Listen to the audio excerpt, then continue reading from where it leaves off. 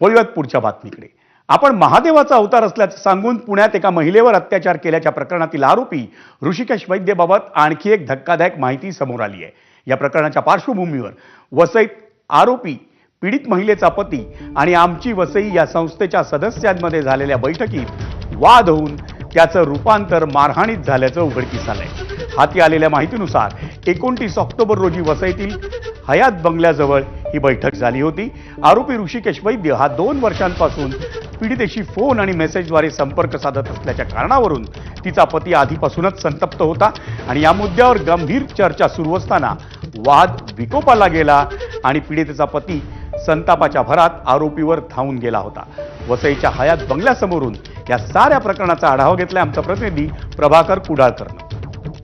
मी महादेवाचा अवतार आहे असं सांगत पुण्यातील एका महिलेवर बलात्कार करणाऱ्या ढोंगी बाबा ऋषिकेश वैद्य आणि त्या पीडितेचा पती यांची जी पहिली मीटिंग झाली तो याच बंगल्यामध्ये झाली होती। या बंगल्याच्या आतमध्ये ऋषिकेश वैद्य आणि त्याचबरोबर पीडितेचा पती जो आहे यांची मीटिंग झालेली 29 ऑक्टोबर 2025ला ही मीटिंग या ठिकाणी झाली होती आणि या वेळेला आमची वसईचे काही सदस्य जे होते हे बाहेर रस्त्यावर उभे होते।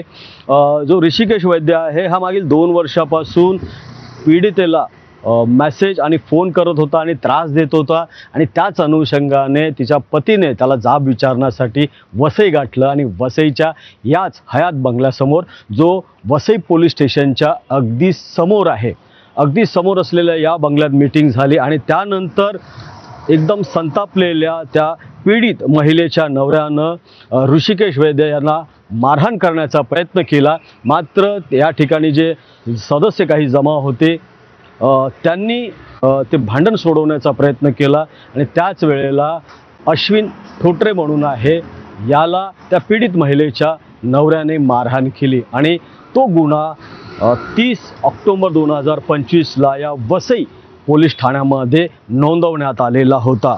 वैतागलेल्या महिलेने अखेर माणिकपूर पोलीस ठाणं गाठलं आणि तक्रार दाखल केली। प्रभाकर कुडाळकर, ABP माझा, वसई। आणि मंडळी, वसईमधला तोच स्वयंघोषित धर्मगुरू ऋषिकेश वैद्यनं न्यायालयात अजब मागणी केली। त्यानं पोलीस कोठडीत आपल्याला पूजा अर्चा करण्यासाठी परवानगी द्यावी अशी कोर्टात मागणी केली, पण न्यायालयानं ऋषिकेश वैद्यची ती मागणी फेटाळून लावली आहे। कोठडीत पूजा अर्चा करण्यासाठी लागणारं साहित्यही आपल्याला उपलब्ध करून द्यावं अशी त्याची मागणी होती। एका महिलेवरच्या अत्याचार प्रकरणात ऋषिकेश वैद्यला पोलीस कोठडी सुनावण्यात आली आहे।